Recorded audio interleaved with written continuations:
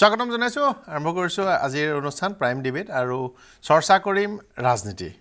নিৰ্বাচন কেন্দ্ৰিক ৰাজনীতি আৰু ক্ৰমাৎ নিৰ্বাচন কেন্দ্ৰিক ৰাজনীতিৰ চৰ্চা বেছি কৰিবই লাগিব কাৰণ আমি সম্ভৱত আৰু নিৰ্বাচনী দিন ঘোষণালৈ 7 মাহ মানহে দূৰত আছো আৰু অসমত কেৱল মাত্ৰ গ্ৰীষ্মকাল বৰ্ষাকাল এয়া অতিক্ৰম কৰি গলেই পূৰ্ণদমে ৰাজনীতিক কামকাজ আৰম্ভ হ'ব আৰু সামান্য পৰিমাণে আৰম্ভ হৈছে চৰ্চা কৰি মোৰ সৈতে বিধায়ক বিশ্বজিৎ ফুকন ডাঙৰীয়া আছে স্বাগতম জনাইছো মোৰ সৈতে বিধায়ক ডক্টৰ ৰফিকুল ইছলাম ডাঙৰীয়া আছে স্বাগতম জনাইছো মোৰ সৈতে কংগ্ৰেছৰ প্ৰতিনিধি ডক্টৰ জয়প্ৰকাশ দাস ডাঙৰীয়া আছে স্বাগতম জনাইছো মোৰ সৈতে বিশ্লেষক সাইদুল ইছলাম ডাঙৰীয়া আছে স্বাগতম জনাইছো আৰু খন্তেক সময়ৰ পিছতে অসম গণ পৰিষদৰ প্ৰতিনিধি সংযুক্ত হ'ব বিশ্বজিৎ ফুকন ডাঙৰীয়া এতিয়া মূল কথা যে আপোনালোকৰ এই 5 বছৰীয়া কাৰ্যকাল আপোনালোক যিসকল দীঘলীয়া দিন ধৰিও আছে কিন্তু আমি হিচাপটো কৰোঁতে 5 বছৰে কৰিছো বাৰু 5 বছৰীয়া কাৰ্যকাল শেষ পৰিছে ৰাইজৰ ওচৰলৈ আপোনালোক দল হিচাপে যাব লাগিব চৰকাৰ হিচাপে যাব লাগিব মুখ্যমন্ত্ৰী হিচাপে যাব লাগিব মন্ত্ৰী হিচাপে যাব লাগিব বিধায়ক হিচাপে যাব লাগিব সকলো যাব লাগিব যোৱাৰ সময় হৈছে আৰু এই সময়ছোৱাত আমি মানে বাকি আৰু গৰু গাহৰি এইবোৰ বস্তু চলি থাকিব কিন্তু মূল কথাটো হৈছে যে ৰাজ্যখন এটা নিৰ্দিষ্ট পথেৰে যাব লাগিব বাকি ৰাজনৈতিক বিষয়বোৰ থকাৰ লগে লগে ভৱিষ্যতমুখী এখন ৰাজ্য মানে সঠিকভাৱে চলাই ৰাখিবৰ কাৰণে বহু কাম দৰকাৰ 5 বছৰত যদি মই কওঁ যে আপুনি ব্যক্তিগতভাৱে আপোনাৰ সমষ্টিৰ কাৰণে কি আটাইতকৈ ভাল কাম কৰিছে বুলি আপোনাৰ মনত সন্তুষ্টি আছে আমি মূল ৰাজনৈতিক ইলেকশ্যনৰ কথা পাতিম তাৰ আগতে এটা জানি ল'ব বিচাৰিছো কোনটোনো সকলোতকৈ ভাল পালে 5 বছৰ যেতিয়া 4 বছৰ হৈ গ'ল এই 4 বছৰত মোৰ সমষ্টি কি পৰ্যায় পালে হেতু কথা ক'বলৈ হলে মই আৰম্ভণি পৰ্যায়টো ক'ব লাগিব মই যেতিয়া বিধায়ক হৈছিল সেই মুহূৰ্তত মোৰ সমষ্টিটোত আপুনি 5 কিলোমিটাৰ এনেকুৱা ৰাস্তা বিচাৰি নাপালেহেঁতেন য'ত আপুনি 70 বা 80 কিলোমিটাৰ স্পীডত গাড়ী চলাব পাৰিলেহেঁতেন ৰাস্তা মোৰ সমষ্টিৰ আটাইতকৈ ডাঙৰ সমস্যা আছিল আৰু এই 4 বছৰ অতিক্ৰম কৰাৰ সময়ছোৱাত প্ৰায় 400 কিলোমিটাৰ পথ হয় পকীকৰণ সম্পূৰ্ণ হৈছে নহয় পকীকৰণৰ প্ৰক্ৰিয়া চলি আছে বা টেণ্ডাৰ প্ৰচেছত আছে যিকোনো এটা সমষ্টিত 400 কিলোমিটাৰ ৰাস্তা নিৰ্মাণ কৰাটো মই ভাবো মোৰ এটা সন্তুষ্টিৰ কাৰণ আৰু আহি থকা দিনত এই 7 মাহ আছে ইয়াক আৰু অন্তত আৰু 50 কিলোমিটাৰ পকীকৰণৰ পৰ্যায়টো বঢ়াবলৈ মই যত্ন কৰি আছো দ্বিতীয়তে গ্ৰাম্য পথ যিবিলাক আছে কেতিয়াবা আপুনি মোৰ ছ'চিয়েল মিডিয়াৰ ফেচবুকটো চালেও দেখিব মোৰ তাত প্ৰায় 3000 কিলোমিটাৰ গ্ৰাম্য পথ আছিল য'ত 1 কিলোমিটাৰ ৰাস্তাটো চেন গ্ৰেভেল বা পাথৰ দিয়া অৱস্থাত নাছিলে কংগ্ৰেছৰ শাসনৰ দিনত উন্নয়নৰ নামত সমষ্টিটো একেবাৰে শূন্য আছিল আৰু মোৰ এই কাৰ্যকালত প্ৰায় 800 কিলোমিটাৰতকৈ অধিক পথ মই চেন গ্ৰেভেল দি যাতায়াতৰ বাবে সুচল কৰিলো এয়া অসমৰ মাননীয় মুখ্যমন্ত্ৰী ডক্টৰ হিমন্ত বিশ্ব শৰ্মা ডাঙৰীয়াৰ তেখেতৰ বলিষ্ঠ নেতৃত্বত তেখেতৰ দূৰদৰ্শী নেতৃত্বত আমি কৰিবলৈ সক্ষম হৈছো মই ভাবো মোৰ সমষ্টিটোত 4 বছৰ আগত যোৱা ব্যক্তি এজন আৰু আজি যদি সৰু পথাৰলৈ যায় তেতিয়াহলে সেইজন ব্যক্তিক আৰু নিৰ্বাচনত কিয় ভোট দিব লাগে সেই প্ৰশ্নটোৰ উত্তৰ বা সেই প্ৰশ্নটো কৰাৰ প্ৰয়োজন নহব তেওঁ নিজে অনুভৱ কৰিব কিন্তু আমি কিছুমান প্ৰশ্ন আৰু বেছিকৈ সুধিবও লাগিব কালি মই এটা অনুষ্ঠান কৰি আছিলোঁ বিধায়ক আছিল মোৰ সৈতে তেতিয়া মোক ক'লে যে চৰকাৰখনে আমাক অলপ বিৰোধী বুলি অলপ মানে মাহিৰে চকুৰে চাইছে সেই মানে একেবাৰে বঞ্চনাই কৰিছে আৰু তেতিয়া অৱশ্যে আপোনাৰ কথা কোৱা নাছিল সম্ভৱ তেওঁ লখিমপুৰ সমষ্টিৰ বিধায়ক নাম নোকোৱাকৈ মানৱ ডেকাৰ কথা কৈছিল যে তাত বোলে 170 কিলোমিটাৰ পথ হৈছে ভাল হৈছে বুলিয়ে কৈছে যে তেওঁ নিছে কিন্তু আশৰাফুল ডাঙৰীয়াক চেঙা সমষ্টিত বোলে একেবাৰে দিয়া নাই এটা আপোনাৰ যদি 400 হৈছে 400 কিলোমিটাৰ তেনেহ'লে আন বহু বঞ্চিত কৰি আপুনি বেছিকৈ নিবলৈ সিংহভাগ নিবলৈ সক্ষম হৈছে নেকি চক মই লোকৰ লগত তুলনা নকৰোঁ মোৰ যিটো প্ৰতিশ্ৰুতি আছিলে সেই প্ৰতিশ্ৰুতি পূৰণ কৰিবলৈ মই যত্ন কৰিছোঁ মই যেতিয়া যিটো অবিভক্ত সৰু পথাৰ সমষ্টিৰ জনসাধাৰণৰ ভোট লৈ মই নিৰ্বাচিত হৈছিলোঁ ইনক্লুডিং মৰঙী মৌজাৰ বা মৰঙী ব্লকৰ 11খন পঞ্চায়ত মই সকলোখিনি ধৰি মোৰ সংখ্যাটো কৈছোঁ কাৰণ সেইখিনি মানুহক লৈ কৰিছিলোঁ এবছৰ আগত মই মোটামুটি সমষ্টিটো খুমটাই কেৰি দিছোঁ তাৰ আগত যিখিনি আমি কৰিছিলোঁ কোনে কিমান কৰিছে সেই কথাটো নিৰ্ভৰ কৰিব সেই বিধায়কজনৰ নিজৰ ইচ্ছা দক্ষতা তেওঁ প্ৰচেষ্টাৰ ওপৰত যদি ৰাস্তা নিৰ্মাণ কৰিবলৈ তেওঁ কেতিয়াও ইঞ্জিনিয়াৰৰ পৰা এটা এষ্টিমেট বনাই প্ৰপাৰ প্লেটফৰ্মত প্লেচ নকৰে তেওঁ ৰাস্তা বনাবৰ কাৰণে এনেকুৱা নহয় যে কেৱল PWৰ পৰাই ৰাস্তা বনাব পাৰি আমি MGN নগৰৰ পৰা ব্লক দিয়া ৰাস্তা প্ৰায় 60-70 কিলোমিটাৰতকৈ বেছি ৰাস্তা বনাইছোঁ গতিকে বিভিন্ন আঁচনিৰ দ্বাৰা ৰাস্তা পকীকৰণ কৰিব পাৰি যদি MGN নগৰ আঁচনিত আপুনি কেতিয়াও এষ্টিমেট বনোৱাই নাই MGN নগৰ আঁচনিত যদি আপুনি কেতিয়াও কোনো ভাল কাম কৰিবই খোজা নাই আপুনি যদি মোৰ সমষ্টিত চাই মই এৰি অহা অংশটোকে ধৰিলে মই 4খন ষ্টেডিয়াম MGN নগৰৰ পৰা বনাইছোঁ আৰু এনেকুৱা ধুনীয়াকৈ বনাইছোঁ 2খন ষ্টেডিয়ামলৈ খুদ মুখ্যমন্ত্ৰী মহোদয় গৈছে তেখেতৰ মানে উদ্বোধন কৰিছে মানে ইচ্ছা কৰিলে পাৰে বুলি আপুনি ক'ব বিচাৰিছে এইটো নিজৰ সদিচ্ছাৰ ওপৰত নিৰ্ভৰ কৰে ৰাস্তা অকমান প্ৰথমতে খৰতকীয়াকৈ পাতি ল'ম গতিকে বিধায়ক ডাঙৰীয়া ৰফিকুল ইছলাম ডাঙৰীয়া তেখেতৰতো যথেষ্ট ডাঙৰ সংখ্যা মই অৱশ্যে ব্যক্তিগতভাৱে জানো যে যোৱা সময়ছোৱাত দিছপুৰত লাগি কৰি যিকেইজন বিধায়কে মানে নিজৰ সমষ্টিলৈ কাম বেছিকৈ নিছে মই নামো কেইটামান কওঁহে বিশ্বজিৎ ফুকন ডাঙৰীয়া অন্যতম মানে কেইজনমান বিধায়কে দিছপুৰত এইটো এটা সফলতা দেখুৱাইছে মই ভাবোঁ যে তেওঁ অকল মানে নিজে বিশ্বজিৎ ফুকন বুলি বা নিৰ্দিষ্ট এটা সমষ্টিৰ বিধায়ক বুলিয়েই নিয়া নাই আন এটা কাহিনী আছে যে দিছপুৰত বিষয়াসকলক লাগি থকা প্ৰজেক্ট বনাই থকা ফাইলবোৰ চেংচন হৈছে নাই মুখ্যমন্ত্ৰীক মনত পেলাই থকা বাৰে বাৰে কৈ থকা ইত্যাদি কথাৰো গুৰুত্ব কিছু থাকে কিন্তু কেইজনমান বিধায়কে আজি ভালেমান দিনৰ পৰা ৰাস্তাৰ ক্ষেত্ৰত চকুত লগা কাম কৰিছে আৰু আপোনাৰ তাত হৈছে নাই চাওক ফুকন ডাঙৰীয়া যিখিনি কথা ক'লে তেখেতৰ সমষ্টিত প্ৰায় 400 কিলোমিটাৰ ৰাস্তা আৰু গ্ৰেভেলিং কৰি তেখেতে বহু ৰাস্তা কৰিছে ইমানখিনি ৰাস্তাটো আমাৰ সমষ্টিত হোৱা নাই আধাও হোৱা নাই 4 ভাগৰ 1 ভাগো হোৱা নাই আৰু তেখেতে আৰু দুটামান কথা কৈছে 100 কিলোমিটাৰ হৈছেনে মই হিচাপ দি আছোঁ আপোনাক তেখেতে কৈছে ইচ্ছা আৰু বা সদিচ্ছাও থাকিব লাগিব তাৰ কাৰণে চেষ্টাও কৰিব লাগিব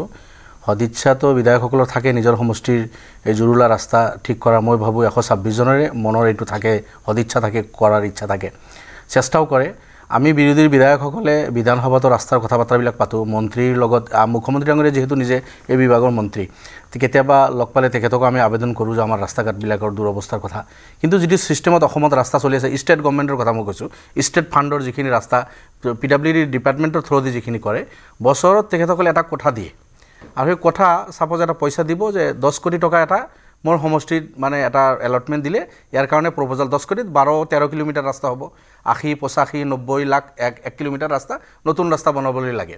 আৰু যদি নৱীকৰণ হয় তাতে কম লাগে এইটো 20-25-30 লাখ টকা তেখেতসকলে দিয়ে তো নৱীকৰণ হয় বহলীকৰণ বা নিউ কনষ্ট্ৰাকশ্যন এনেকুৱা 3 ভাগে বিভক্ত কৰি তেখেতসকলে 10 12 15 20 কোটি টকা বছৰত দিয়ে প্ৰথম বছৰ দিয়া নাই সেকেন্ড থাৰ্ড ইয়াৰত দিছে ফৰ্থ ইয়াৰত এতিয়া এইবাৰ প্ৰপ'জাল লৈছে এতিয়ালৈকে দিয়া নাই ঠিক তেনেকৈ ইয়াৰ বাহিৰে আপুনি যিমান কান্দি নাথাকক কিয় যিমান এপ্ৰ'চ নকৰক কিয় বিৰোধীৰ বিধায়ক মই নাভাবোঁ যে 40-42 জন যিকেইজন আছে 2-4 জন পাব পাৰে কোনোবা যদি কিবা তেখেতসকলৰ বেলেগ ৰাস্তা আছে 40 জনৰ হয়তো 35 জন মোৰ নিচিনাই হ'ব যে ইমানখিনি ৰাস্তাই তেখেতসকলে পাইছে সেইটো বছৰত যদি 10-12 2 এজনে পাইছে বিৰোধীৰে পাইছে তাকে মই কৈছোঁ 2-4-5 জন আছে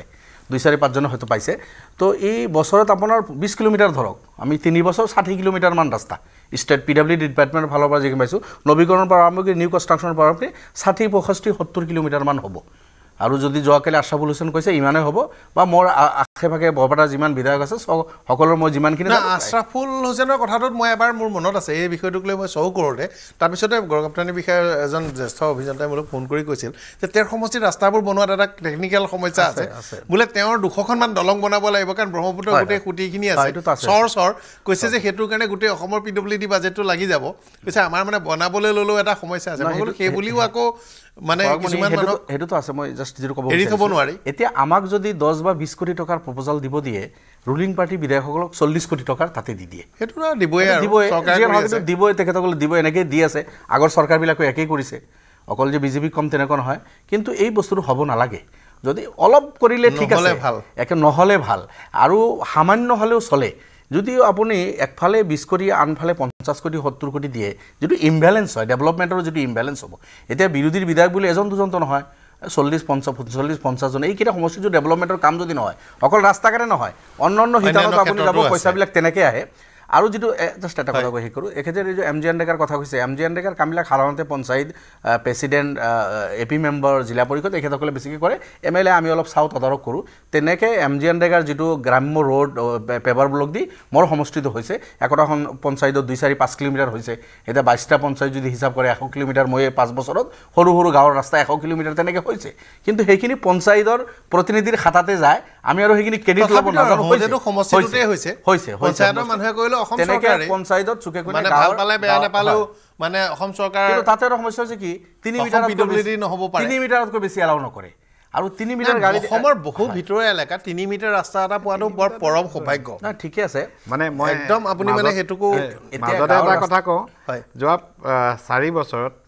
এমজি এনৰেগা স্কিমত অসমৰ ভিতৰত আটাইতকৈ বেছি পইচা খৰচ হোৱা সমষ্টিটো হ'ল সৰুপথাৰ সমষ্টি 1 নম্বৰত আমি আছো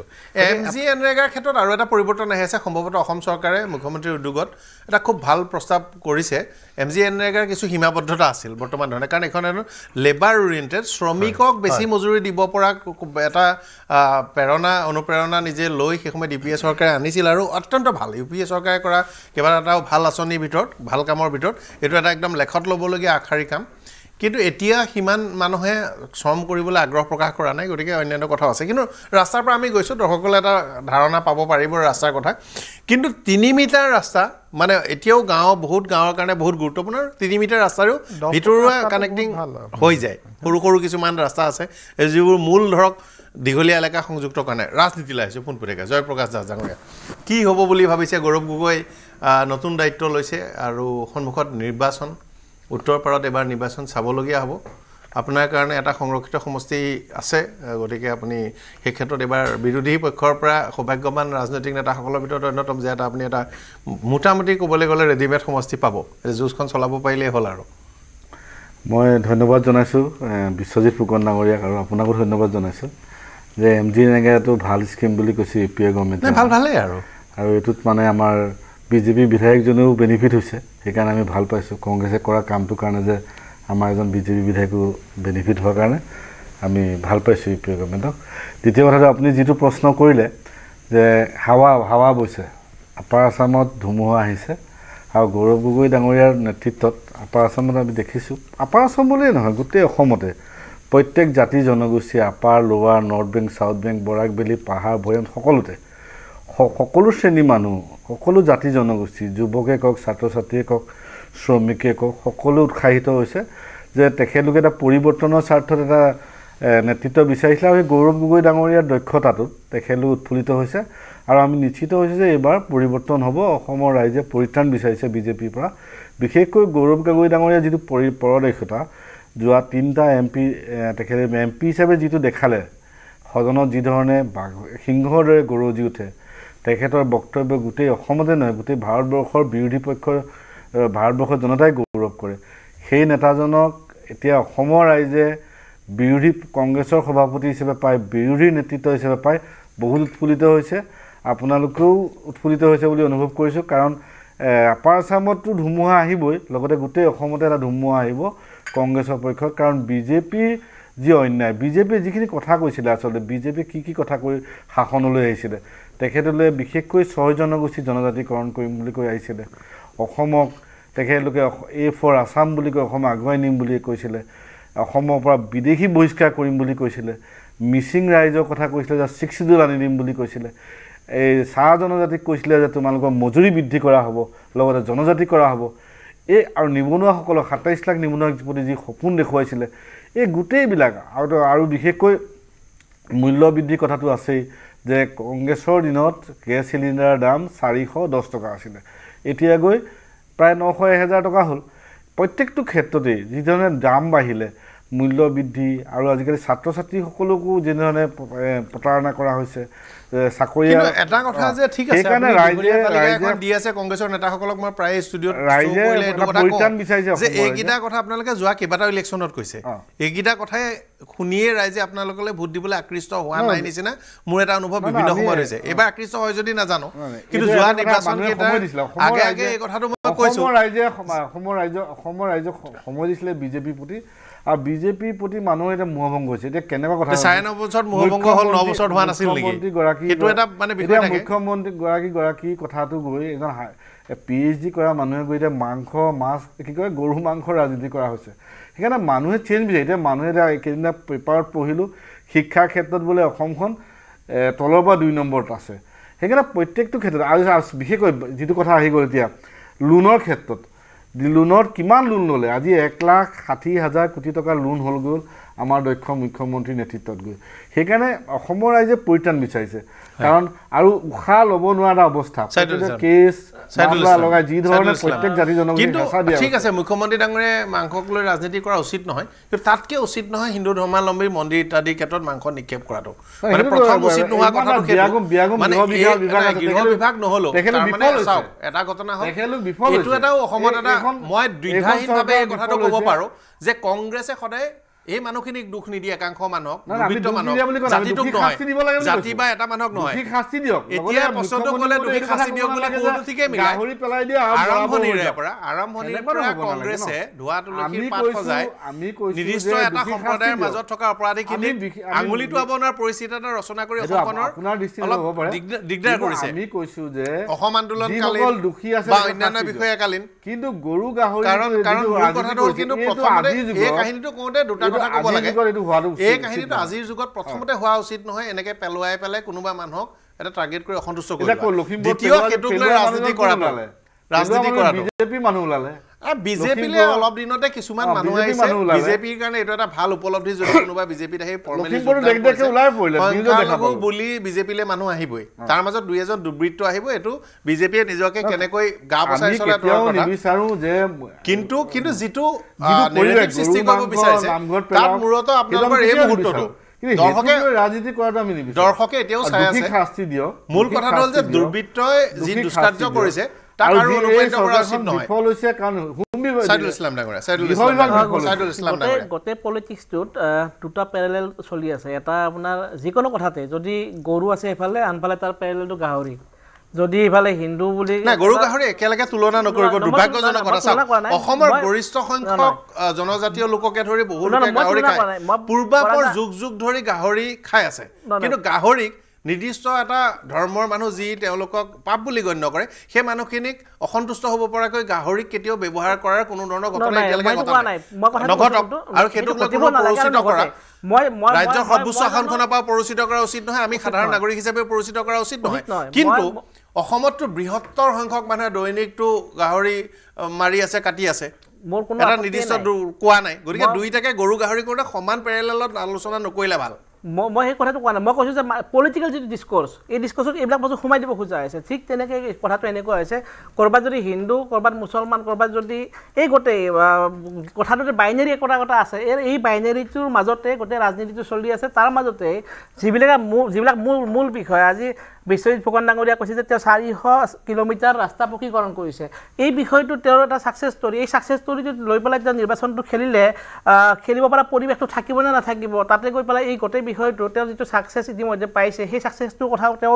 বেছিকৈ ক'ব লাগিব নে নিৰ্বাচনী পৰিৱেশত এই বিভিন্ন বিষয় যিবিলাক বিষয় ৰাজনৈতিকভাৱে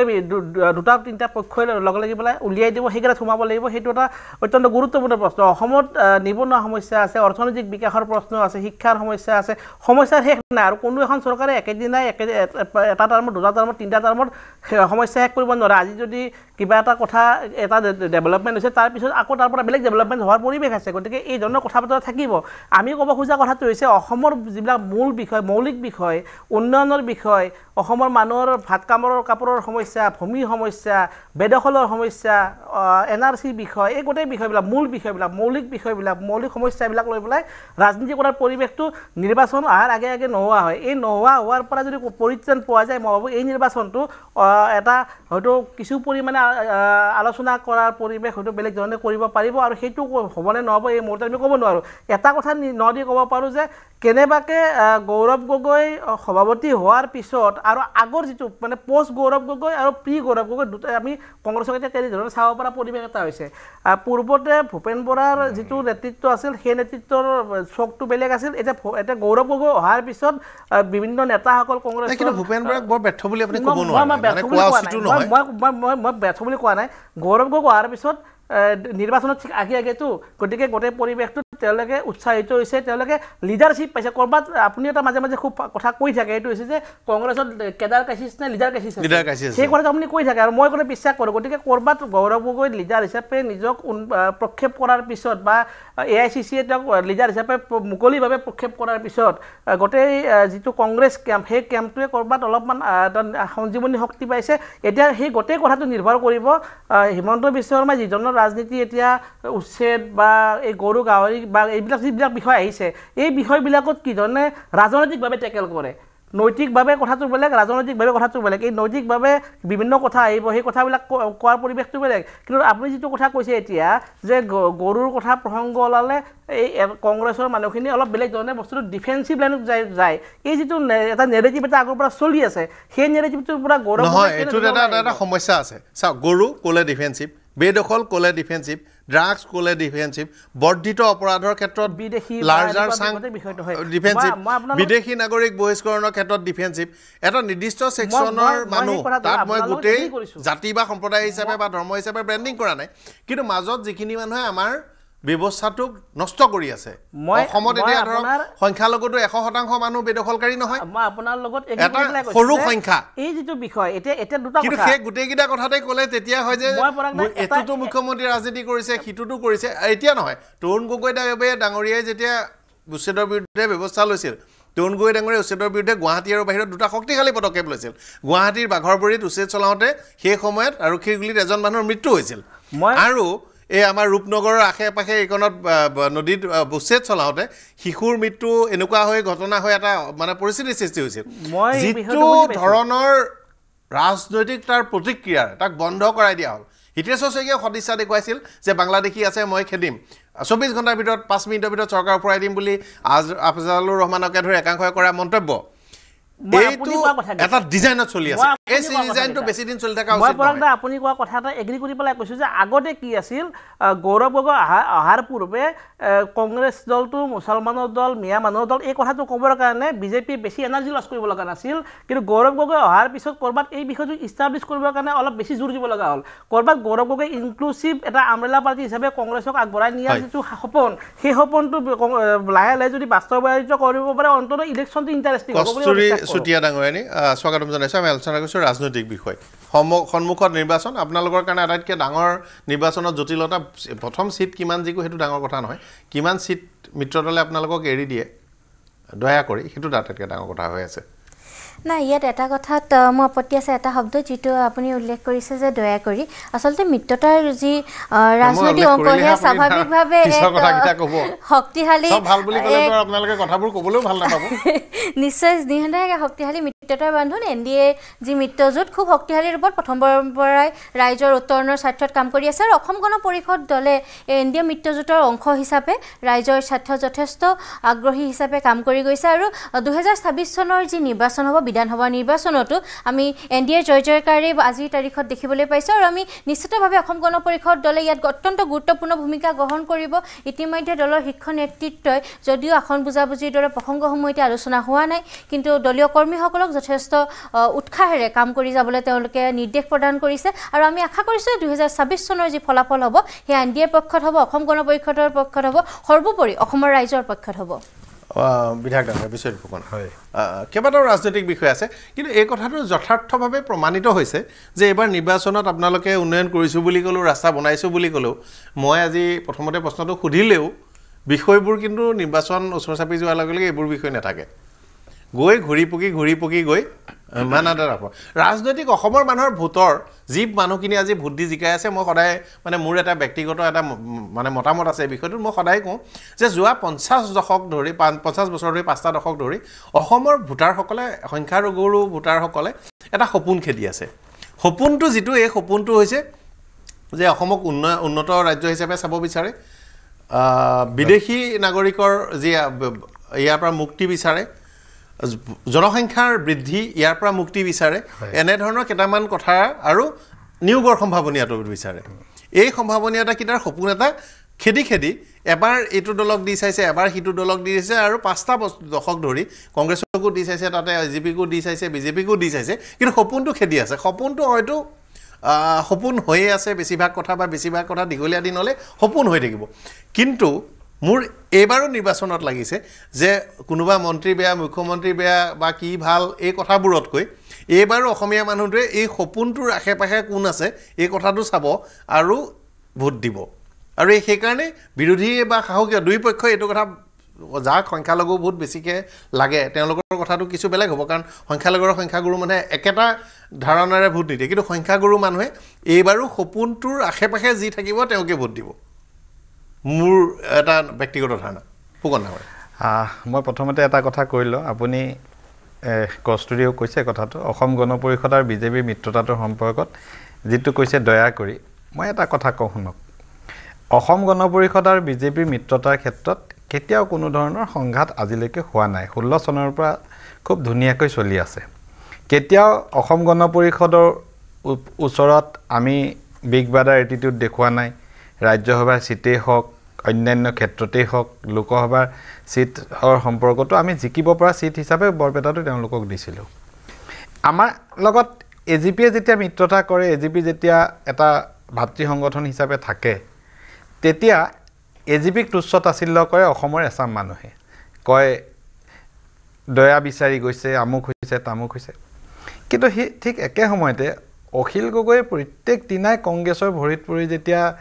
দয়া ভিক্ষা কৰি থাকে যে তোমালোকে আমাৰ লগত মিত্ৰতা কৰা আমি বিজেপিক হৰুৱাব লাগে সেই প্ৰসংগটো কিন্তু আলোচনাৰ পৰা সদায় দূৰত ৰাখে আপুনি চাওক আমি মিত্ৰতা কৰিছোঁ মোৰ আলোচনাত থাকে আচলতে এটা কথা চাওক অসমত বিৰোধী পক্ষৰ আৰু শাসকীয় পক্ষৰ ফালৰ পৰা চবেই বুজি উঠিছে বা কংগ্ৰেছেও বুজি উঠিছে বা গৌৰৱ গগৈও বুজি উঠিছে যে অকলে যুঁজি বিজেপিক এই মুহূৰ্তত আমি বা এই মিত্ৰজোঁটটোক হৰুৱাব পৰা অৱস্থাত নাই যেটো গৌৰৱ গগৈ কথাটো ওলাইছে তেওঁ নদি কৈ আছে যে ইলেকশ্যনৰ আগত মিত্ৰতা হ'ব আমাৰ বুজাবুজি হ'ব ভূপেন বৰাইও কৈ আছিল অখিল গগৈও কৈ আছে লুৰিণ গগৈও কৈ আছে আমাৰ বাওঁ দলৰ নেতাসকলে সকলেও কৈ আছে গতিকে তেওঁলোকে সকলে কিয় কৈ আছে কাৰণ কৈছে যে অকলে হৰুৱাব পৰাটো সম্ভৱ নহয় অকলেও নোৱাৰে সম্ভৱ নহয় কিন্তু আচলতে হৰুৱাব পাৰিবও পাৰে কিন্তু তেওঁলোকে মনতে ভাবি লৈছে কাৰণ মই সদায় কংগ্ৰেছৰ বিষয়টো কওঁৱেই যে এইটো এটা লিডাৰশ্বিপ ক্ৰাইচিছ কেডাৰ ক্ৰাইচিছ নহয় লিডাৰশ্বিপে বেছি ভয় খাইছে লিডাৰশ্বিপ বেছি দুৰ্বল হৈ গৈছে নাই লিডাৰ বুলি ক'লে লিডাৰটো অলপ এনেকুৱা ধৰণৰ কথা লিডাৰ এজন লিডাৰে এটা দল নচলায় আজি ঠিক আছে গৌৰৱ গগৈ খুব ভাল অকলেতো চৰকাৰ কৰিব নোৱাৰে কংগ্ৰেছ দলত প্ৰত্যেকটো সমষ্টিতে 126টা সমষ্টিত যদি চাই আমাৰ জয়প্ৰকাশ আছে ইয়াত তেওঁ নিজেও জানিব তেওঁ নিজে এটা সমষ্টিত খুব ভালকৈ প্ৰিপাৰেশ্যন কৰি আছে তেওঁ চেষ্টা কৰিব কিন্তু 126টা সমষ্টিত যদি আপুনি চাই 126 জন কংগ্ৰেছৰ প্ৰাৰ্থী আজি তাৰিখত নাই কিন্তু আমাৰ দলত যদি মই ক'ব নালাগে আপুনিও ক'ব নালাগে ৰাইজৰ দৃষ্টিত সেইটো মই একদম কণ্ট্ৰভাৰ্চি কৰিব খোজা নাই মই যিটো বাস্তৱ এইটো কৈছোঁ যে যি দলৰ প্ৰাৰ্থী আছে কিন্তু ৰাইজৰ মাজত গ্ৰহণযোগ্যতাৰে নিৰ্বাচনৰ কাৰণে আজি যদি এটা নিউট্ৰেল ছাৰ্ভে কৰে পৰাগণিতা আপুনি যদি পঠাই দিয়ে এটা সমষ্টিত বোলে ইয়াত কংগ্ৰেছৰ প্ৰাৰ্থী কোন ডাইৰেক্ট ক'তো পাব্লিকে কৈ নিদিয়ে যে আমুকে প্ৰাৰ্থী খুব ভাল প্ৰাৰ্থী তাৰমানে এই 9টা 9.5 বছৰ অপজিশ্যনত থকাৰ পাছত দলটোৰ সাংগঠনিক স্থিতিটো এনেকুৱাই যে 9.5 বছৰত বা 14 চনৰ পৰাই যিমান নিৰ্বাচন হৈছে প্ৰত্যেকটো নিৰ্বাচনতে কংগ্ৰেছ দল পৰাজিত হৈছে কংগ্ৰেছ দলৰ অলপ যাৰ গ্ৰাছৰুট আছিলে যি অলপ শক্তিশালী নেতা আছিলে সেইসকলে দল ত্যাগ কৰিছে ত্যাগ কৰি বিশেষকৈ আমাৰ দললৈকে আহিছে এজিপিলৈ গৈছে বা তেওঁলোকে দলত সক্ৰিয়ভাৱে নাই আজি তাৰিখত গৌৰৱ গগৈ অহা দেখি তেওঁলোকে সকলোৱে ভাবিছে যে গৌৰৱ গগৈক লৈ আমি আগবাঢ়ি যাম কিন্তু গৌৰৱ গগৈক লৈ আগবাঢ়ি যোৱা এই পৰিৱেশটো উজনি অসমৰ কথা জয়প্ৰকাশে কৈ আছে মই নিজে উজনি অসমত প্ৰতিনিধিত্ব কৰিছোঁ মই কলিয়াবৰ লোকসভা সমষ্টিটোৰ কথা কওঁ 10 বছৰ য'ত গৌৰৱ গগৈ এমপি আছিল কাজিৰঙা নাই কলিয়াবৰ পুৰণা কলিয়াবৰ আজি কাজিৰঙা 10 বছৰ গৌৰৱ গগৈ সাংসদ হৈ থাকোঁতে সাংসদ পুঁজিৰ 50 কোটি টকা তেখেতে পাইছিলে এতিয়া মোক যদি আপোনাক মই চেলেঞ্জ কৰি কওঁ 1 কোটি টকা খৰচ কৰা এটা গোলাঘাট জিলাত 5টা সমষ্টি আছিলে 1 কোটি টকা খৰচ কৰা এটা ধুনীয়া উদাহৰণ মোক দেখুৱাই দিয়ক এই 50 কোটি টকাৰ ভিতৰত মই লিখি দিব পাৰোঁ 1 কোটিটো বাদে ক'তো দেখুৱাই দিব নোৱাৰে 50 কোটি খৰচ হৈছে মই শেষ কৰিব দিয়ক সাংসদে যিটো পইচা খৰচ কৰে হা তেওঁতো ক'ৰবাত কৰিব লাগিব যিমানে ভালকৈ কৰিব সেইখিনি হ'ল সেই ব্যক্তিজনৰ বা সাংসদজনৰ যোগ্যতা তেওঁৰ পাৰফৰ্মেন্স চাবৰ কাৰণে তেওঁ সাংসদ পুঁজিটো এবাৰ দেখুৱাই দিয়ক ৰাইজক মই আজিতো কোনেও দেখুৱাব নোৱাৰো মই ইয়াৰ পৰা তেওঁক অপেন চেলেঞ্জ কৰিছোঁ 10 বছৰ সাংসদ হৈ থকা অৱস্থাত সাংসদ পুঁজি খৰচ ক'ত কৰিলে আৰু কলিয়াবৰ লোকসভা সমষ্টিমাখি কিমান প্ৰতাৰণা কৰিলে সেই সাংসদ পুঁজি খৰচ কৰা যিজনে দক্ষভাৱে কৰিব নোৱাৰিলে তেওঁৰ ওপৰত ৰাইজে কেনেকৈ আস্থা ৰাখিব যোৱা নিৰ্বাচনটোত তেওঁ 10 বছৰ যিটো সমষ্টিত থাকিলে যিটো সমষ্টিত দীৰ্ঘদিন ধৰি তেওঁ খুৰাক থাকিলে দেউতাক থাকিলে লোকসভাৰ সাংসদ হৈ যিটো এৰিয়াত সেই সমষ্টিটো তেওঁ কিয় এৰি গ'ল এই এৰি যোৱা কাৰণটো কাৰণ ইয়াতে তেওঁৰ প্ৰতিষ্ঠান বিৰোধী যিটো চিন্তা ৰাইজৰ মাজত সৃষ্টি হৈছিল য'ত তেওঁৰ জনপ্ৰিয়তা হ্ৰাস হৈছিল সেইটো তেওঁ নিজে উপলব্ধি কৰিছিল নহ'লে তেওঁ কাজিৰঙাতে ইলেকশ্যন খেলিলেহেঁতেন আজি মই সৰুপথাৰত ইলেকশ্যন খেলি আছোঁ মই বেলেগলৈতো যোৱা প্ৰশ্নটো নাহে যেতিয়া মই ভাবিম যে মই সৰুপথাৰত হাৰিম তেতিয়াহে মই বেলেগলৈ যাম তেওঁ গুচি গ'ল গুচি যোৱাৰ পাছত যোৰহাটৰ মানুহে সেই সময়ত এটা ভুল সিদ্ধান্ত লৈ তেওঁক বিজয়ী কৰিলে সেই সিদ্ধান্ত ভুল মানে ডেফিনেটলি সিদ্ধান্তটো ভুল যোৰহাটৰ ৰাইজৰ সিদ্ধান্তটো ভুল আছিল আৰু সেই ভুল সিদ্ধান্তটো পঞ্চায়ত নিৰ্বাচনত ৰাইজে প্ৰমাণ কৰি দিলে যে আমি ভুল আছিলোঁ বুলি প্ৰমাণ কৰি যোৰহাটৰ আজি য'ত তিতাবৰ নিচিনা সমষ্টি য'ত 40,000 ভোটত গৌৰৱ গগৈ জিকিছিলে তাত এখনো জিলা পৰিষদৰ আসন কস্তুৰী খুব সম্ভৱ তিতাবৰে নহয় জানো এখনো জিলা পৰিষদৰ আসন তেওঁলোকে জয় কৰে লোকসভা বিধানসভা একে ধৰণেৰে নহয় পঞ্চায়তত এনেকুৱাও হয় বহুত সময় দিছে মই আহিম আপোনাৰ ওচৰলৈ এটা নিৰ্বাচনত যেতিয়া পৰাজিত হ'ব সেইটো নিৰ্বাচনে সি পঞ্চায়তেই হওক লোকসভাই হওক বিধানসভাই হওক আজি বড়োলেণ্ডৰ নিৰ্বাচন হ'ব তেওঁৰ সভাপতি হিচাপে প্ৰথম নিৰ্বাচন বড়োলেণ্ড গতিকে আমি তেওঁৰ এইটো এটা প্ৰথম বড়োলেণ্ডত কংগ্ৰেছৰ বহুদিনৰ পৰা সংগঠন দুৰ্বল খুব বেছি ভাল ফল আপুনি মোক এটা কথা কওক 5খন সংখ্যালঘু সিটত খুব শক্তিশালী হ'ব এআইডিএফ আৰু কংগ্ৰেছৰ প্ৰাৰ্থীৰ ভিতৰত আহিছোঁ মই আপোনাৰ ওচৰলৈ মই আহিছোঁ মই বিধায়ক ডাঙৰীয়া ডক্টৰ ৰফিকুল ইছলাম ডাঙৰীয়াৰ ওচৰলৈ আহিছোঁ মই ডক্টৰ মানে কংগ্ৰেছে এই মুহূৰ্তত যদি শক্তিশালীভাৱে নিৰ্বাচন খেলে ভিক্টিম কাৰ্ড খেলাও বন্ধ কৰিব লাগিব যে তেওঁক বেছি সময় দিলে মই ক'বলৈ নাপালোঁ আমাক অলপ একাষৰীয়াহে কৰে আৰু তাতকৈ গৈ যে চৰকাৰী মুখপাত্ৰহে আমি শ্ব' কৰোঁতে আপোনাৰ ওচৰতো কথা দিম ইয়াৰ আগৰবাৰ আপোনাক মই ছাপ্লিমেণ্টাৰী কুৱেশ্যন 5টামান সুধিছোঁ কাৰণ কি কাৰণ মোৰ দৰ্শকসকলে চাই থাকে যে মোৰ দৰ্শকসকলে চাই থকাৰ বহুত মানুহ কংগ্ৰেছৰ মানুহো আছে এনেকুৱা নহয় যে কংগ্ৰেছৰ মানুহে নাচায় বৰঞ্চ কংগ্ৰেছৰ মানুহে বেছিকৈ চায় গতিকে ভিক্টিম কাৰ্ডখন খেলি থাকিলে কি হ'ব ভোটাৰজনে ভাবিব যে ভিক্টিম কাৰ্ড খেলি আছে মানে দুৰ্বল হৈছে ওলোটাই হ'ব লাগিব যদি আপোনালোকে চৰকাৰী কৰিম চাকৰি কি চৰকাৰ গঠন কৰিম বিজেপিক টচ নচ কৰি শেষ কৰি দিম তাত ভিক্টিম কাৰ্ডখন নেখেলিব যিকোনো এটা ধাৰণা যাওক ৰফিকুল ইছলাম ডাঙৰীয়া আটাইতকৈ গুৰুত্বপূৰ্ণ কথাটো হ'ব আপোনালোক আৰু সংখ্যালঘু এলেকাত আপোনালোক আৰু কংগ্ৰেছৰ দুজন সমানে সমানে প্ৰাৰ্থী থাকিলে তেতিয়া কিছু সলনি হ'ব আৰু উজনি অসমত যদি কিবা কাৰণত মিত্ৰতা নহয় বোলে অখিল গগৈ এজন প্ৰাৰ্থী দিলে বা আন কোনো এটা দলে প্ৰাৰ্থী দিলে তেতিয়া বিপদ হ'ব এইটো কিন্তু প্ৰাথমিকভাৱে প্ৰথম এইটো বিৰোধী পক্ষৰ পৰা জিকিব লাগিব তাৰপাছত বিজেপিৰ লগত যুদ্ধখন হয় আপুনি ঠিকে কৈছে এই মুহূৰ্তত আপোনাৰ সমষ্টিত যদি কাইলৈ কংগ্ৰেছে এজন শক্তিশালী প্ৰাৰ্থী দি দিয়ে তে আপুনি এইটো কথা স্বীকাৰ কৰিব যে তেওঁ যিকেইজন আছে বা আপোনাৰ পূৰ্বৰ বিধায়ক আছে বিভিন্ন আপুনি নিজেও হৰুৱাইছে হয় ঠিকে আপোনাৰ আমি যি অঞ্চলবিলাকত সংগঠন আমাৰ আছে বা আমি ইলেকশ্যন খেলোঁ গোটেই অসমত আমি ইলেকশ্যন আৰম্ভণিৰ পৰা খেলা নাই এইবাৰো আমাৰ যিটো সিদ্ধান্ত হৈছে যে 35 প্লাছ মাইনাছ 2 প্লাছ মাইনাছ আমি ইমানখন আসনত আমি ইলেকশ্যন খেলিম বুলি মোটামুটিভাৱে এটা সিদ্ধান্তত আমি আহিছোঁ 2 আসন বেছি হ'ব পাৰে কম হ'ব পাৰে আল্টিমেটলি সেইখিনি আমাৰ বৰাকবিৰিত কিছু চিট আছে মধ্য অসমত কিছু চিট আছে লৱাৰ অসমত আমাৰ কিছু চিট আছে আৰু আপোনাৰ উত্তৰ বেল্টত আপোনাৰ দৰং ওদালগুৰি সেইফালে 2 আসন আছে আমাৰ এনেকৈ আমি এই অঞ্চলবিলাকত আমি নিৰ্বাচন খেলোঁ আৰু শক্তিশালী আমি অৱতীৰ্ণ হ'ম এই অঞ্চলবিলাকত কংগ্ৰেছেও খেলিব আমাৰ লগত এতিয়া কথা হ'ল যে বিজেপিৰ হৰুৱাবলৈ হ'লে কংগ্ৰেছেও কথাটো স্বীকাৰ কৰে যে বিজেপি বিৰোধী যি শক্তি আছে একত্ৰিতভাৱে যুঁজিলে যুঁজটো ভাল হ'ব আৰু শক্তিশালীভাৱে যুঁজিব পাৰিম এই কথাটো কিন্তু কংগ্ৰেছৰ নেতাসকলে স্বীকাৰ কৰে পৰ মুহূৰ্তত আকৌ তেখেতসকল কৈ দিয়ে যে আমি ইউডিএফৰ লগত একেলগে নিমিলোঁ ইউডিএফৰ লগত মিলিলে হয়তো তেখেতসকলৰ কি ক্ষতি হ'ব নিমিলিলে ভিতৰে ভিতৰে মিলিব পাৰে সেই কথাটো তেখেতসকলে কয় নহয় ভিতৰি কমন শত্ৰুটো বিজেপিক যদি আপোনালোকে এজন উমৈহতীয়া শত্ৰুক পৰাভূত কৰিব বিচাৰে আনঅফিচিয়েলি এটা ভিতৰি মিলাৰ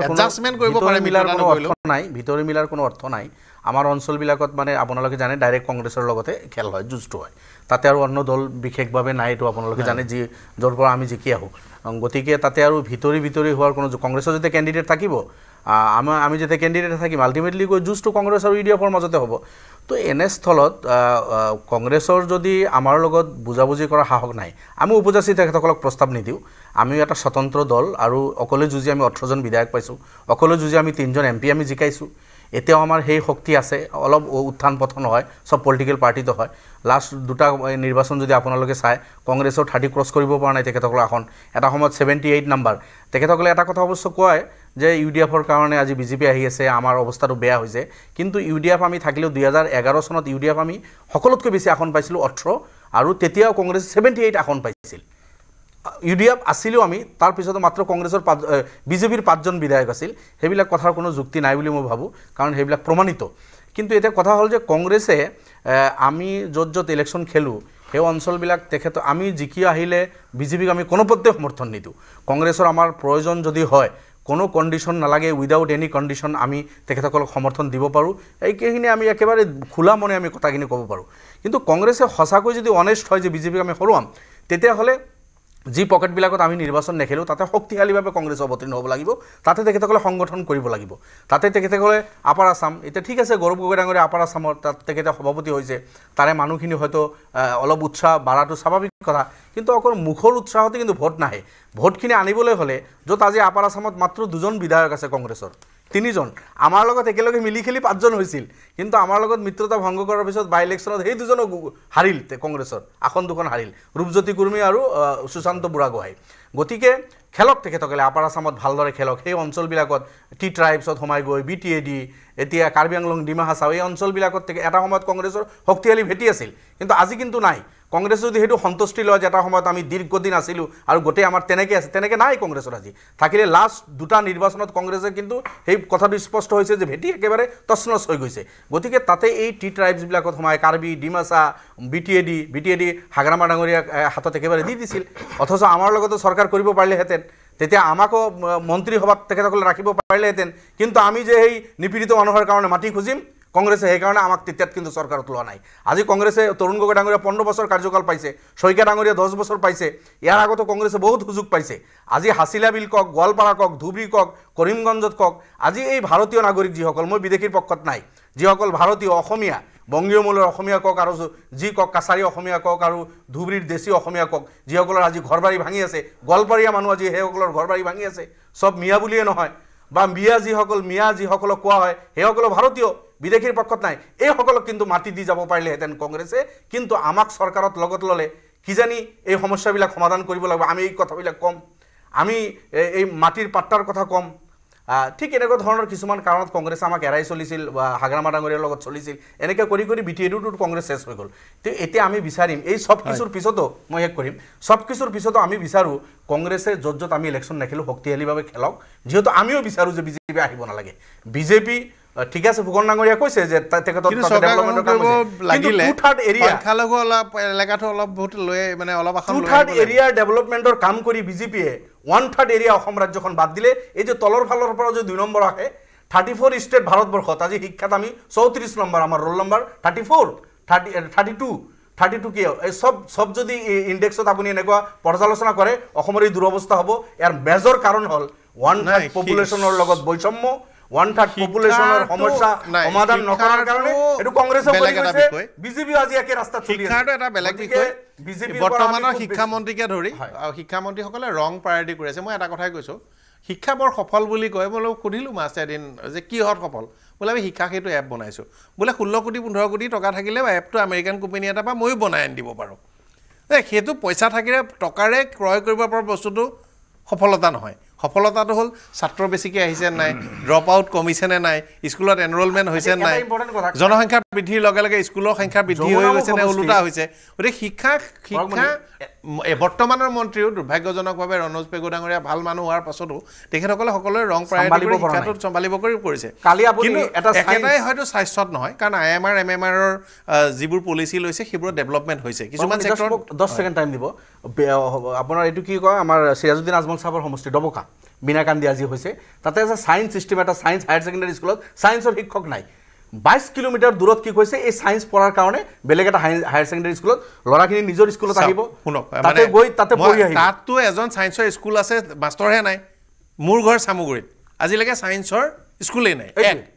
দুই মই যেতিয়া মেট্ৰিক পাছ কৰিলোঁ আৰু তাৰে হাই ছেকেণ্ডেৰীত নাম লগালোঁ তেতিয়া মোৰ কোৰ বিষয়ে জীৱনত ভালকৈ পঢ়িবলৈ মন আছিল অৰ্থনীতি বিজ্ঞানৰ এজন মাষ্টৰ নাছিলে গৈ যেতিয়া টেষ্ট পৰীক্ষা ছেকেণ্ড ইয়েৰত হ'বলগীয়া হ'ল তেতিয়া মই হিতেশ্বৰ শইকীয়া ডাঙৰীয়ালৈ তেতিয়া হিতেশ্বৰ শইকীয়া ডাঙৰীয়া মুখ্যমন্ত্ৰী আসনত বহিছে মই তেখেতলৈ এখন দৈনিক অসমলৈ চিঠি লিখিলোঁ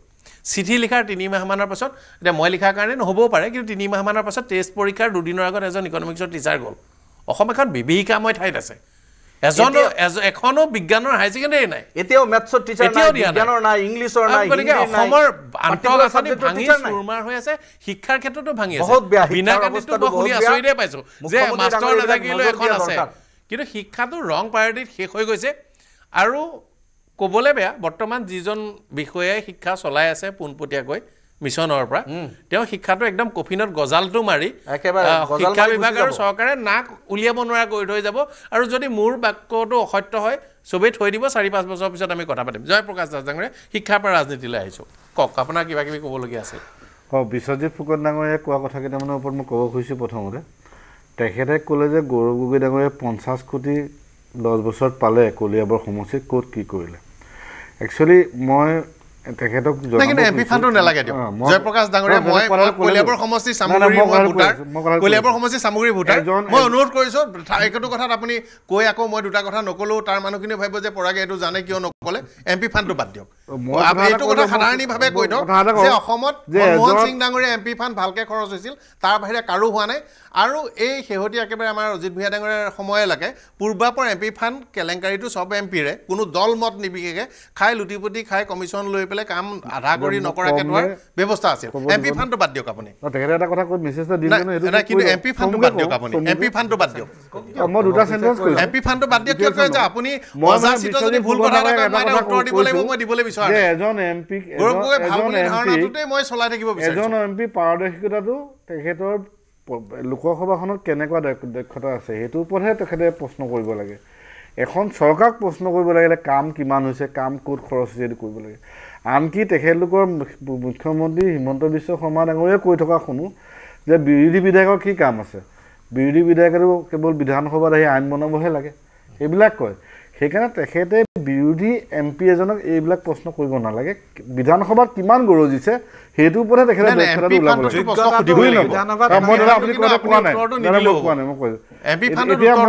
এতিয়া মই আৰু এটা কথা ক'ব খুজিছোঁ যে বিজেপিয়ে ভয় খাইছে বিজেপিয়ে ভয় খোৱাটো খাটাং সেইকাৰণে এইটো খেলি মেলি কথাবিলাক কৈ আছে আৰু 26ৰ যিটো পৰিৱেশ আহিব আপুনি যিটো কথা ক'লে 26ৰ যিটো পৰিৱেশ এটা মানুহে পৰিত্ৰাণ বিচাৰিছে অসমৰ ৰাইজে এজন ভাল দক্ষ নেতা বিচাৰি পালে গৌৰৱ গগৈ ডাঙৰীয়াক তেখেতে নিজে প্ৰমাণ কৰি দেখাইছে ইতিমধ্যে যে তেখেতে কেনেধৰণে কাম কৰিব পাৰে কেনেধৰণে তেখেতে অসমৰ কাৰণে মান মাতিব কেনে বিৰোধী সত্তাটো কেনেকৈ তেখেতে আগুৱাই লৈ যাব পাৰে আৰু এতিয়া আমি তেখেত খুব হাইটেক এজন নেতাৰ খুব গুণী জ্ঞানী ব্যক্তি এজন আৰু তেখেতক লৈ অসমৰ ৰাইজে বহুত সপোন দেখিছে আৰু এতিয়াতো আৰু বিজেপিৰ পৰা সপোন দেখাৰ কোনো কাৰণ নাই কাৰণ তেখেতলোকেতো যিখিনি কথা কৈছিলে সেইখিনি কথা কৰিবই নোৱাৰিলে 6 জনগোষ্ঠীৰ কথাটোকে মই বাৰে বাৰে কৈ আছোঁ আৰু আপুনি বেয়া পাবও পাৰে কিন্তু এটা ভাইটেল ইছ্যু হয় 6 জনগোষ্ঠীক তেখেতলোকে ট্ৰাইবেল ষ্টেটাছ দিম বুলি কৈ কিয় দিব নোৱাৰিলে এইটোহে আচল প্ৰশ্ন তেখেতকতো এইবিলাক কথা কৈয়ে তেখেতলোক চৰকাৰ গঠন কৰিছিলে আমাৰ মিচিং সমাজৰ কথা কৈ এতিয়া ৰণোজ পেগু ডাঙৰীয়া শিক্ষামন্ত্ৰীৰ কথা কৈছে সেই ৰণোজ পেগু ডাঙৰীয়াই নো ছিক্স শিডিউল নো ৰেষ্ট বুলি কৈ লাষ্টত মন্ত্ৰীও হৈ গ'লগৈ এতিয়া হ'ল 6 শিডিউলৰ কথা নকয় সেইকাৰণে প্ৰত্যেকটো কথাতে ওলোটা খৰ মাৰিছে এইখন চৰকাৰে সেইকাৰণে বিজেপিৰ পৰা ৰাইজে বিচাৰিছে আৰু আদিবাসীৰ কথা কয় আদিবাসীত তেখেতলোকে মজুৰি বঢ়োৱা কথাটো কৈছিলে সেইটো তেখেতলোকৰ মানে কি কয় ঘোষণা পত্ৰত লিখা আছিলে সেইবিলাক কথাও নকয় আজিকালি তেখেতলোকৰ জনজাতিৰ কথাও নকয় আজিকালি এই মেইন যিকেইটা কথা বহুত কৰিবলৈ আমি কোৱা নাই তেখেতলোকক যিকেইটা মূল কথা কৈ তেখেতলোকে অসমৰ শাসন আহিছিলে আজি আমাক তেখেতলোকে কৈছে আমাৰ তেখেতলোকে 5টাৰ পৰা 60টা হৈছেগৈ 5জন বিধায়কৰ পৰা 60জন আছে আমিও 30 জনত আছোঁৱেই আমিতো এতিয়াও 30 জন লাষ্ট পাইছোঁ সেইকাৰণে আমাৰ যিটো সাংগঠনিক স্থিতি বহুত শক্তিশালী হৈছে আৰু আমাৰ ভোট আছে প্ৰত্যেক সমষ্টিতে আমাৰ ভোট এটা পাৰ্চেণ্টেজ ভোট আছে হয় আমি যোৱা 10 বছৰ হাৰিছোঁ যদিও তেখেতলোকে যেনেকৈ কৈছে যেন আমি হাৰিয়ে আছোঁ মাননীয় মুখ্যমন্ত্ৰী হিমন্ত বিশ্ব শৰ্মা যেতিয়া কংগ্ৰেছ চৰকাৰত আছিলে তেতিয়া আমি বিশ্বজিৎদাও আছিলে কংগ্ৰেছত তেতিয়া তেখেতে ভাষণবিলাকত আমাৰ আজিও স্পষ্টকৈ মনত আছে যেতিয়া আমি NSYত কংগ্ৰেছ কৰি আছিলোঁ যে আমি এইবাৰ 29 নম্বৰ বাৰ আমি জিকিলোঁ মানে কিবা এটা ইলেকশ্যন আহিলে কয় এইবিলাক আপোনাৰ ৰেকৰ্ডিঙত পাব 29 নম্বৰ বাৰ আমি এইবাৰ কংগ্ৰেছ দল জিকিলোঁ বিৰোধী নাই তেতিয়াতো আমি এতিয়াতো তেখেতলোকে ইমানবাৰ জিকিব পৰা নাই এবাৰ সেইদিনা লাষ্ট কিছুদিন আগতে ফিজু হাজৰিকাই কয় 9 বাৰ জয়ন্ত মল্লবৰীয়াই কয় 10 বাৰ সেনেকৈ কথাবিলাক কৈ থাকে আৰু এতিয়া যিটো আমাৰ সাংগঠনিক স্থিতি 26ত আপোনালোকে দেখিব যে 26ত এইবাৰ আমি এটা সাংঘাতিক পৰিৱৰ্তন হ'ব অসমৰ ৰাইজে পৰিত্ৰাণ বিচাৰিছে অসমত কংগ্ৰেছ চৰকাৰ হ'ব আৰু এটা কথা মই আমাৰ বিধায়ক মহোদয় ডাঙৰীয়াকো কওঁ যে আমি এতিয়া AYDFৰ লগত আমি এতিয়াও মিত্ৰতা নাই আৰু ভৱিষ্যতলৈও মিত্ৰতা নকৰোঁ তেখেতলোকে আমাক জিকাটো বিচাৰিছে তাৰ বাবে ধন্যবাদ কিন্তু তেখেতলোকে যদি কয় যে আমি ইলেকশ্যনৰ পাছত আপোনালোকৰ লগত মিত্ৰতা কৰিম সেনেকুৱা মিত্ৰতা আমাক নালাগে আমাৰ যিটো আমাৰ গঠন হ'বলৈ গৈ আছে আমাৰ যিটো আমাৰ হ'বলগীয়া যিটো মিত্ৰজোঁট হ'ব সেই জোঁটত আমি চৰকাৰ গঠন কৰিম এইটো আমাৰ ইতিমধ্যেই বহুতখিনি কথা আগবাঢ়িছে আমি নিশ্চিত যে 26ত কংগ্ৰেছ চৰকাৰ হ'ব আৰু ইতিমধ্যে আমাৰ কৰ্মীবিলাকে নিজৰ বুথ পৰ্যায়ত কাম আৰম্ভ কৰিছে বিশ্বজিৎ ফুকন ডাঙৰীয়াই কৈছে যে কংগ্ৰেছৰ বোলে টিকেট দিবলৈ আমি টিকেট জেগাই শক্তিশালী প্ৰাৰ্থী নাই আমি এতিয়া এই কেইদিনমান আগতে আমাৰ 88 জন মাননীয় গৌৰৱ গগৈ ডাঙৰীয়া আমাৰ অবজাৰ্ভাৰ পঠাইছিলে এই অবজাৰ্ভাৰ পঠাতে আমি এতিয়া যিটো আমি ৰিপৰ্ট লৈ আহিছোঁ প্ৰত্যেকটো সমষ্টিতে 3-4 জনকে এফিচিয়েণ্ট কংগ্ৰেছৰ কেণ্ডিডেট ওলাইছে যি কংগ্ৰেছৰ টিকেটত ইলেকশ্যন খেলিব বিচাৰিছে এতিয়া আমাৰ যিটো ৰিপৰ্ট আমিও শিৱসাগৰত গৈছিলোঁ শিৱসাগৰো দেখিছোঁ যে শিৱসাগৰ সমষ্টিত সদৰ সমষ্টিত আমাৰ কংগ্ৰেছৰ পৰা 5 জন কেণ্ডিডেট ওলাইছে না প্ৰত্যেকটো সমষ্টিতে ওলাইছে এনেকুৱা এটা মিছা কথা ক'ব নালাগে আমাৰ জ্যেষ্ঠ বিধায়ক পাৰ্টি নাই দুৰ্বল প্ৰাৰ্থী ওলাইছে ৰাইজেহে খেলিব নিৰ্বাচনলৈ যোৱাৰ বিষয়টোলৈকে লৈ যোৱাটো দলৰ এতিয়া দায়িত্ব আছে কস্তুৰী চুতীয়া ডাঙৰীয়ানে সন্মুখত নিৰ্বাচন গতিকে কংগ্ৰেছে দাবী কৰিছে চৰকাৰ হ'ব কংগ্ৰেছৰ দাবীক সন্মান জনাই মই পোনপটীয়াকৈ ক'ব বিচাৰিছোঁ আচলতে তেওঁলোকৰ এই দাবী সম্পূৰ্ণ অমূলক 2026 চনৰ যি ৰাজনীতি হ'ব উন্নয়নৰ ৰাজনীতি হ'ব উন্নয়নৰ পক্ষত NDA মিত্ৰজোঁটৰ ডক্টৰ হিমন্ত বিশ্ব শৰ্মা ডাঙৰীয়া শক্তিশালী নেতৃত্ব অসম গণ পৰিষদ ভাৰতীয় জনতা পাৰ্টি UPPLৰ যি শক্তিশালী মিত্ৰতা তাক ৰাইজে পুনৰবাৰ নিৰ্বাচিত কৰিব আৰু তাৰ বহুকেইটা কাৰণ আছে বিৰোধীয়ে আজি বিৰোধিতাৰ নামত বিভিন্ন ধৰণৰ বাক্যবান নিক্ষেপ কৰিলেও অসমৰ ৰাইজে হৃদয়ংগম কৰিছে বুজি পাইছে যে কিদৰে গাঁও পৰ্যায়ৰ পৰা সাৰ্বংগীন দিশত আচলতে উত্তৰণৰ দিশে ৰাজ্যখনে গতি কৰিছে সৰু কেইটামান উদাহৰণ যদি আমি চাওঁ সৰ্বভাৰতীয় প্ৰেক্ষাপটত আমি দেখিছোঁ যে ৱৰ্ল্ড বেংকে শেহতীয়াকৈ তথ্য দিছে যে 5.25% দৰিদ্ৰতা হ্ৰাস কমিছে বিগত 5 বছৰত ভাৰতবৰ্ষত সমগ্ৰ ভাৰতবৰ্ষৰ পৰা এতিয়া আঁতৰি যদি আমি অসমৰ ক্ষেত্ৰত চাওঁ অসমতো আমি দেখিছোঁ যে উত্তৰণৰ এক বৈপ্লৱিক পৰিৱেশ কিন্তু শেহতীয়াকৈ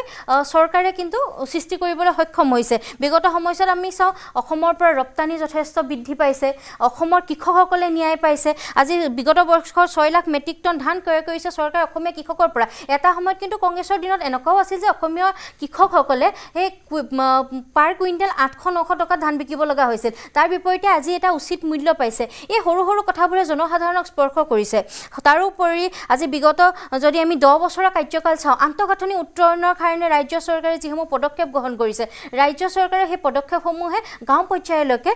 নাগৰিকসকলক অনুপ্ৰাণিত কৰিছে আৰু নাগৰিকসকল আচলতে আগ্ৰহী হৈ উঠিছে ৰাজ্য চৰকাৰৰ এই বিকাশৰ যাত্ৰাত সহযোগ কৰিবলৈ আৰু পঞ্চায়ত নিৰ্বাচনত আমি দেখিলোঁ যে গৌৰৱ গগৈ ডাঙৰীয়াক সন্মান জনাই মই কৈছোঁ যে গৌৰৱ গগৈ ডাঙৰীয়া আচলতে বিজয়ৰ পাছত যোৰহাটত যি বিজয় হৈছিল তাৰপিছতো বিৰোধীয়ে বিভিন্ন ধৰণে দাবী কৰিছিল যে এতিয়াৰ পৰা সাংঘাতিক পৰিৱৰ্তন হ'ব এতিয়াৰ পৰা অসমৰ ৰাইজে পৰিত্ৰাণ বিচাৰিব কিবা এটা নতুন হ'ব কিন্তু পঞ্চায়ত নিৰ্বাচনে প্ৰমাণ কৰিলে কাৰ্যত তেনেকুৱা একো নহ'ল পঞ্চায়ত নিৰ্বাচনত আমি দেখিছোঁ যে কংগ্ৰেছ আচলতে আগতকৈ নিখতকটিহে হৈ পৰিল আৰু তাৰ পৰাই আচলতে পঞ্চায়ত নিৰ্বাচনৰ ফলাফলটো বৰ গুৰুত্বপূৰ্ণ নহয় পঞ্চায়ত নিৰ্বাচনৰ ফলাফলটো বিধানসভা নিৰ্বাচনৰ কাৰণে কোনো পঞ্চায়ত নিৰ্বাচনৰ গুৰুত্বপূৰ্ণ নহয় কিন্তু পঞ্চায়ত নিৰ্বাচনটো কংগ্ৰেছৰ কাৰণে এটা বৰ গুৰুত্বপূৰ্ণ বিষয় কিন্তু গাঁথনিগত এটা সমস্যা হৈছে ইয়াৰ আগলৈকে কংগ্ৰেছৰ গ্ৰামীণ সংগঠনত বিজেপিয়ে বৰ বিশেষ আঘাত কৰিব পৰা নাছিল কিছুমান একদম আমি মানে ইংৰাজীত কয় ডাই হাৰ্ড ডেডিকেটেড কেডাৰ্ছ তেওঁলোক মানে ব্লক পৰ্যায়ৰ বা তাৰ তলৰ পৰ্যায়ৰ কৰ্মী একদম সাংঘাতিকভাৱে লাগি আছিল পঞ্চায়ত নিৰ্বাচনৰ আশে পাশে বিজেপিয়ে তাৰে একাংশক বহুৱাই দিবলৈ সক্ষম হ'ল এই মানুহখিনিক কিমান পৰ্যায়লৈ এক্টিভেট কৰে মানে সকলোৱে জানিব নিজৰ নিজৰ এলেকাত দৰ্শকসকলৰ এলেকাটো জানিব যে যিকেইটা ল'ৰাই যিকেইজন মানুহে সাংঘাতিকভাৱে শেষ মুহূৰ্তলৈকে আছিল তাৰে ভালে সংখ্যক ল'ৰা পঞ্চায়ত নিৰ্বাচনত বহাই দিলে গৌৰৱ গগৈ এতিয়া প্ৰধান দায়িত্ব হ'ব প্ৰথমতে তেওঁলোকক এজনকৈ এক্টিভেট কৰা সেই এক্টিভেশ্যনটো কংগ্ৰেছত বৰ দৰকাৰ হ'ব গাঁথনিগতভাৱে পঞ্চায়ত নিৰ্বাচনত কংগ্ৰেছৰ এটা অসুবিধাৰ সৃষ্টি কৰিছে এই অসুবিধাটো সোনকালে পাৰ হৈ যাব পাৰিব লাগিব চাইদুল নিৰ্বাচনী যেহেতু এটা পৰিৱেশ লাহে লাহে আহিছে গতিকে গোটেই কথাবিলাক আলোচনা হ'ব কিন্তু যিটো মিত্ৰতাৰ প্ৰসংগ ইতিমধ্যে এআইডিএফ প্ৰসংগত কথাটো আহিছে মই ভাবোঁ যে নামনি অসমৰ যিখিনি মানুহক লৈ পেলাই কংগ্ৰেছ আৰু এআইডিএফৰ মাজত অৰিয়া অৰি চলে ভোটৰ অৰিয়া অৰি সেই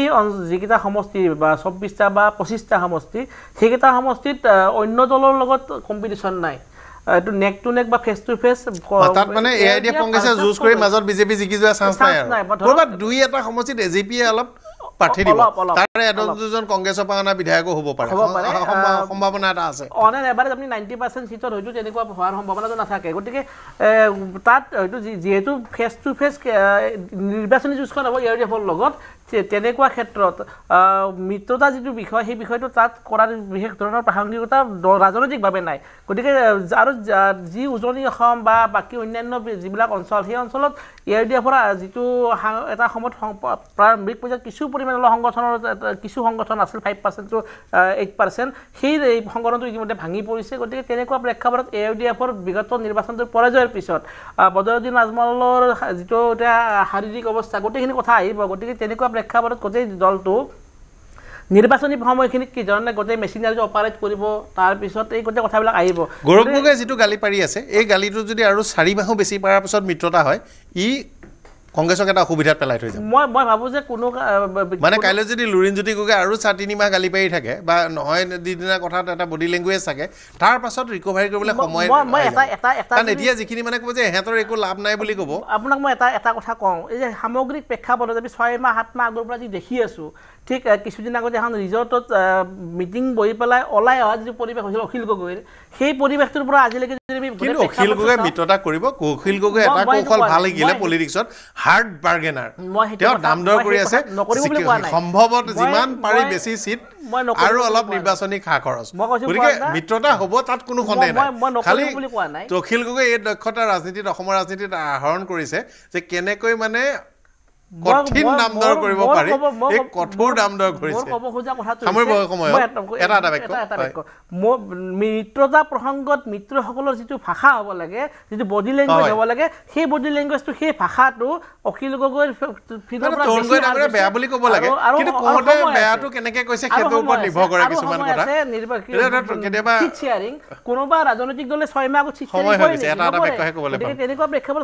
ফুকন ডাঙৰীয়া চমুকে এটা বাক্য একদম চমুকে মই সৰুকৈ ক'ম দুটা কথা এটা হ'ল মিত্ৰতাৰ ক্ষেত্ৰত আৰু এটা বিৰোধী ৰাজনীতিৰ ক্ষেত্ৰত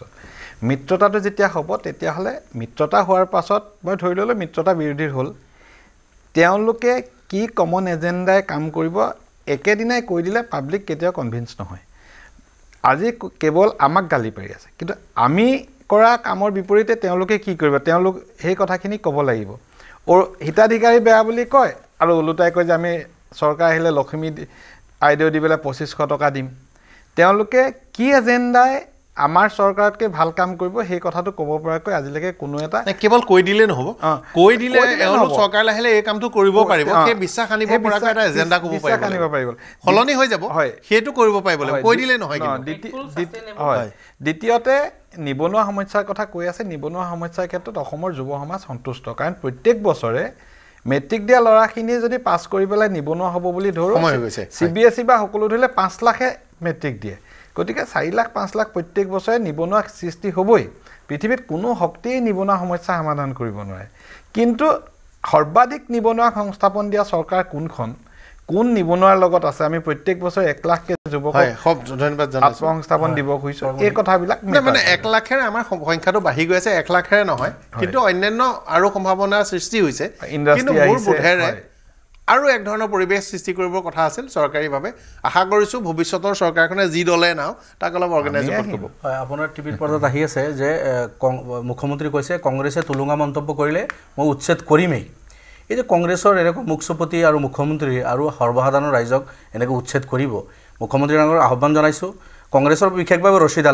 ৰছিদ আলমে যি কথা বাৰ্তাবিলাক কৈ আছে আৰু মুখ্যমন্ত্ৰী তাৰ পিছত যিবিলাক কৈ আছে যে মই উচ্ছেদ কৰিমেই এনেকুৱা ধৰণৰ বক্তব্য কৰিলে মুখ্যমন্ত্ৰীৰ প্ৰতি আহ্বান থাকিব যে ৰছিদ আলমৰ মুখচপতি আৰু ৰছিদ আলমৰ লগত আপুনি তাৰ লগত লাগি এই সৰ্বসাধাৰণ ৰাইজ অসমীয়া ভূমিহীন মানুহ এইখিনিৰ ওপৰত বুলডোজাৰ নচলাব আপুনি যিহেতু মুখ্যমন্ত্ৰী ৰাজধৰ্ম পালন কৰক আৰু পক্ষপাতিত্বমূলক আচৰণ নকৰিম বুলি শপত খাইছিল গতিকে এফালে কিছুমান মানুহক মাতি দিছে আমি ভাল পাইছোঁ আৰু এই ভূমিহীন মানুহখিনিক কোনোবা কংগ্ৰেছৰ উচতনি দিব বুলি আপুনি তাতে তেনেকুৱা নকৰে মুখ্যমন্ত্ৰীৰ প্ৰতি আহ্বান বিজেপি চৰকাৰ বিশেষকৈ বিশ্বজিৎ ফুকন ডাঙৰীয়াৰ যোগেদি মুখ্যমন্ত্ৰী ডাঙৰীয়ালৈ আহ্বান জনাইছোঁ যে মন্ত্ৰী মহোদয়ৰ পত্নীক যে এই 50 লাখ টকা ৰাজসাহাৰ্য দিলে এই ৰাজসাহাৰ্যবিলাক নিবনুৱাসকলক দিব লাগে কাৰণ প্ৰত্যেক বছৰে নিবনুৱা বাঢ়ি আছে বুলি কৈছে তেখেতে সেইকাৰণে আমাৰ লখিমপুৰো দেখিলোঁ এজন ঠিকাদাৰ দি দিলে ক্লাছ 1 ঠিকাদাৰ সেই 1 কোটি টকা আমি 100 জনক যদি 1 লাখকেও যদি আমি ৰাজসাহাৰ্য দিলোঁ হয় 100 জন নিবনুৱা হয়তো সমস্যা সমাধান কৰিব পাৰিলোঁ হয় সেইকাৰণে এই ৰাজসাহাৰ্য পোৱা বস্তুবিলাক মন্ত্ৰী মহোদয়ৰ পত্নীক নিদি পিনাই সাধাৰণ মহিলাক যদি দিয়ে তেনেহ'লে আমাৰ অসমখন শেষত মই এইটোৱে ক'ম যে জাতি মাটি ভেটিৰ কাৰণে যিদৰে প্ৰতিশ্ৰুতি দিছিলে এনডিএ চৰকাৰখনে সেইদৰে প্ৰতিশ্ৰুতি পালন কৰিছে ধ্ৰুপদী ভাষাৰ পৰা বিহুক প্ৰতিষ্ঠা কৰাৰ পৰা জিআই টেগৰ পৰা ঐতিহ্য ক্ষেত্ৰৰ ৰূপত আমাৰ ঐতিহাসিক সমলসমূহ প্ৰতিষ্ঠা কৰাৰ পৰা ঐতিহ্যমণ্ডিত ভূমিসমূহ বেদখলমুক্ত কৰালৈকে চৰকাৰখনে যি কাম কৰিছে তাৰ প্ৰমাণ অনাগত দিনত 2026 চনৰ নিৰ্বাচনৰ সুন্দৰ ফলাফলেৰে পুনৰবাৰ অসমৰ ৰাইজে চৰকাৰখনক বিজয়ী কৰি দিব ধন্যবাদ জনাইছোঁ সামৰণি মাৰিছোঁ সময় হৈ আছে নিৰ্বাচনলৈ এতিয়াও যথেষ্ট সময় আছে কিন্তু মনে মনে সাজু হ'বৰ হ'ল ভাল চৰকাৰ এখন সকলোকে লাগে অসমৰ গৰিষ্ঠ সংখ্যক মানুহে এটা সপোন খেদি আছে সপোন পূৰ্ণতা নহ'ব বুলি কিছু কিছু ক্ষেত্ৰত মানুহে ধৰিয়ে লৈছে নেকি কাৰণ সেইবোৰ বৰ ডাঙৰ ৰাজনৈতিক বিষয় হৈ থকা নাই কিন্তু মূল কথাটো হ'ল যে ভৱিষ্যতলৈ সংস্থাপন আৰু ইয়াৰ কৃষ্টি সংস্কৃতি মানুহ থাকিব লাগিব কোনে কৰিব সেইটোৰ ওপৰত কথা আশা কৰিম এবাৰ ৰাজনৈতিক দলে নিৰ্বাচনী পৰিকল্পনাসমূহ যুগুত কৰোঁতে আঁচনিসমূহ ইস্তাহাৰসমূহ কৰোঁতে সতৰ্কতাৰে কৰিব দীৰ্ঘম্যাদীভাৱে কৰিব আৰু ভালকৈ কৰিব আমি বিচাৰ বিবেচনা কৰিম আৰু শ্ব' কৰি থাকিম চৰ্চা কৰি থাকিম ধন্যবাদ জনাইছোঁ সকলোকে সামৰণি মাৰিছোঁ শুভৰাত্ৰি